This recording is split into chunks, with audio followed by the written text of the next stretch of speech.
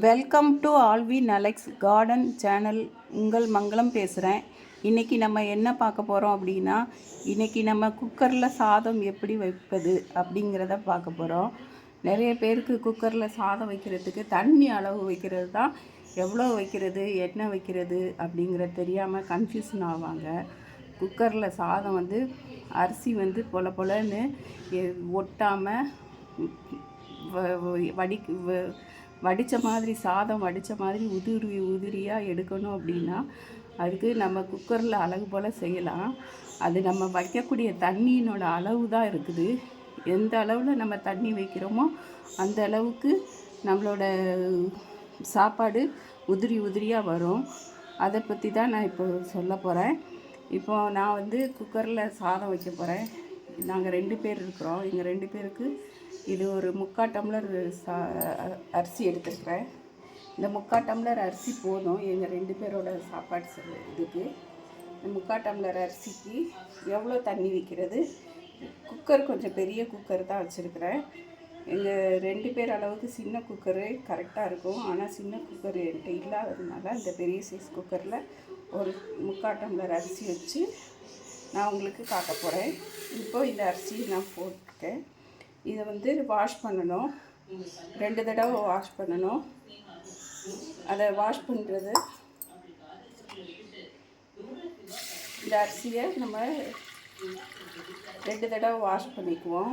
இது கொஞ்சம் பழைய அரிசி தான். பழைய அரிசிங்கிறதுனால நம்மளுக்கு சாதம் கொஞ்சம் அதிகமாக வரும். புது அரிசி அப்படின்னா சாதம் கம்மியாக கிடைக்கும். இது பழைய அரிசிங்கிறதுனால நம்மளுக்கு சாதம் கொஞ்சம் நிறையா கிடைக்கும். இப்போது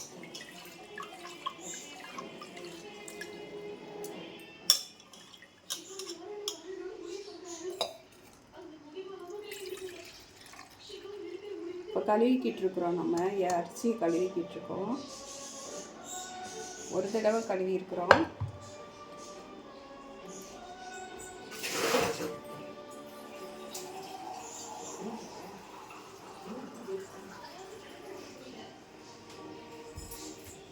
இதே மாதிரி இன்னொரு தடவை 2 தடவை கழுவணும்.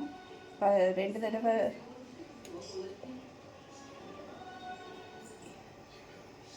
இப்போ இதை 2 தடவை கழுவி முடித்தாச்சு. இப்போ இதுக்கு அளவு தண்ணி வைக்க போகிறோம். அளவு தண்ணி எப்படி வைக்கிறது அப்படின்னா, நம்ம அரிசி எடுத்துக்கிட்டோம்ல, அதே கப்பை தான் எடுத்துக்கணும். இப்போ அரிசி அளவு இந்த கப்பில் தான் எடுத்தோம்.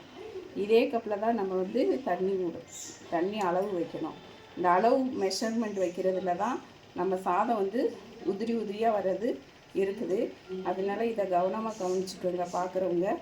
இது நம்ம 3/4 டம்ளர் தண்ணி எடுத்தோம். அதே 3/4 டம்ளர் அளவுக்கு தண்ணி ஊற்றணும். 1க்கு 3 அளவு.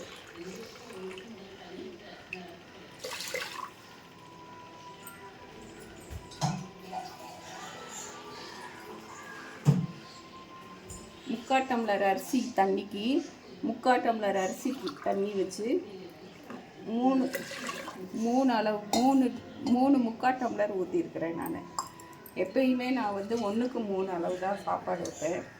இது பழைய அரிசி. என்னோடய அரிசி பழைய அரிசி.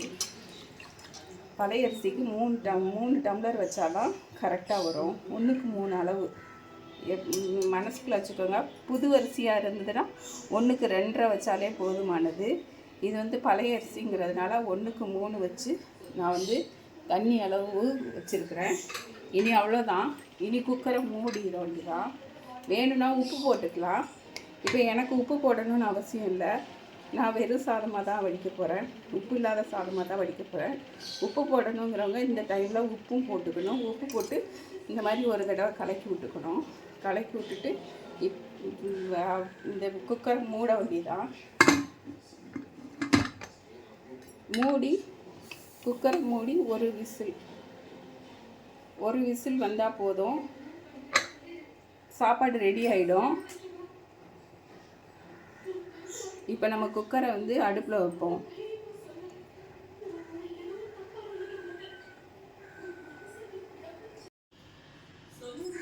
குக்கரை நம்ம அடுப்பில் ஆன் பண்ணி வைக்க போகிறோம். அடுப்பை ஆன் பண்ணுறதுக்கு ஃபஸ்ட்டு அடுப்பை ஆன் பண்ணிக்குவோம். ஆன் பண்ணியாச்சு. இப்போ குக்கரை தூக்கி அடுப்பில் வச்சிட்டோம். இனி இந்த குக்கர்லேருந்து ஒரு விசில் அடிக்கணும். ஒரு விசில் அடித்தோடனே நம்ம சாப்பாடு ரெடி ஆகிடும். பார்க்கலாம்.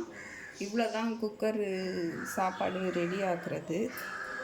ஒரு விசில் வர்ற வரையும் நம்ம வெயிட் பண்ணுவோம். வெயிட் பண்ணி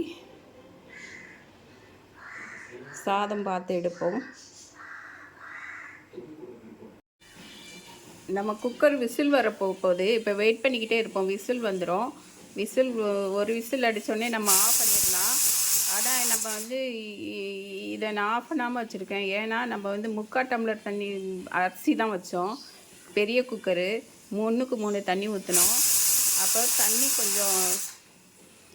கொஞ்சம் குக்கரில் வந்து அந்த 3/4 டம்ளர் அரிசி வேகிறதுக்கு ரொம்ப தூரில் இருக்கிற மாதிரி இருக்கும் சாப்பாடு.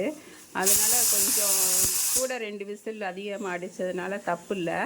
அதனால் கூட 2 விசில் அடிக்க வச்சுட்டு ஆஃப் பண்ணிட்டோம். இப்போ அடிச்சிருச்சு. நம்ம இப்போ குக்கரை ஆஃப் பண்ணிட்டேன். ஸ்டவ் ஆஃப் பண்ணிட்டேன். அப்போ குக்கர் ஆஃப் ஆகிடுது.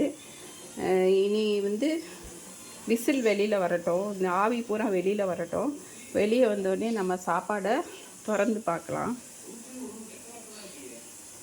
இப்போ ஆவி பூரா ரிலீஸ் ஆகணும் அப்படின்னா எப்படியும் அதுக்கு ஒரு 5 நிமிஷமாவது டைம் எடுக்கும். இந்த 5 நிமிஷம் கழித்து நம்ம குக்கரை திறந்து பார்க்கலாம். இப்போ குக்கரில் வந்து விசில் பூரா போயிடுச்சு. ஆவி பூரா போய் இப்போ குக்கரு வந்து ஃப்ரீயாக இருக்குது. இதை வந்து நம்ம திறந்து பார்க்க போகிறோம். சாதம் எப்படி இருக்குதுங்கிறத நம்ம திறந்து பார்க்க போகிறோம்.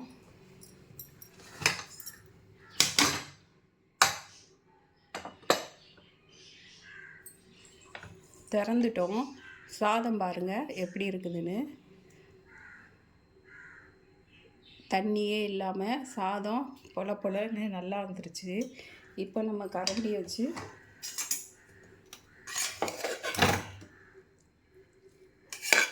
கரண்டி எடுத்து பார்த்தோன்னா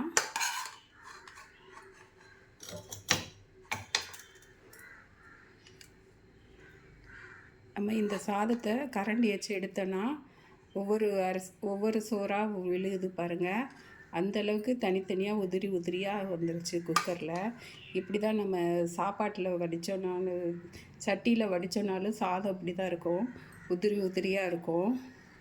அந்த மாதிரியே வந்துருச்சு. இவ்வளோ தான் குக்கரில் சாதம் வைக்கிறது. அரிசிக்கு ஏற்ற அளவுக்கு தண்ணி வைக்கணும். அவ்வளோதான் இதில் வந்து விஷயமே இருக்குது. என்னோடது அரிசி வந்து பழைய அரிசிங்கிறதுனால நான் 1க்கு 3 தண்ணி வச்சுருக்கிறேன். புது அரிசியாக வாங்குறவங்க வந்து 1க்கு 2 அளவு வைங்க. 2 வச்சிங்கன்னா கரெக்டாக இருக்கும். இதே மாதிரியே உதிரியான சாப்பாடு வரும். அவ்வளோதான். இவ்வளோதான் குக்கரில் சாதம் வைக்கிறது. இவ்வளோதான். தெரியாதவங்கெல்லாம் இந்த மெஷர்மெண்ட் அளவை மட்டும் கணக்கில் வச்சுக்கோங்க. அவ்வளோதான். சாப்பாட்டுக்கு இதுக்கு உண்டான மெஷர்மெண்ட்டு தான் முக்கியமானதே சாதம் வைக்கிறதுக்கு. சரி, தேங்க்யூ. பாய். See you.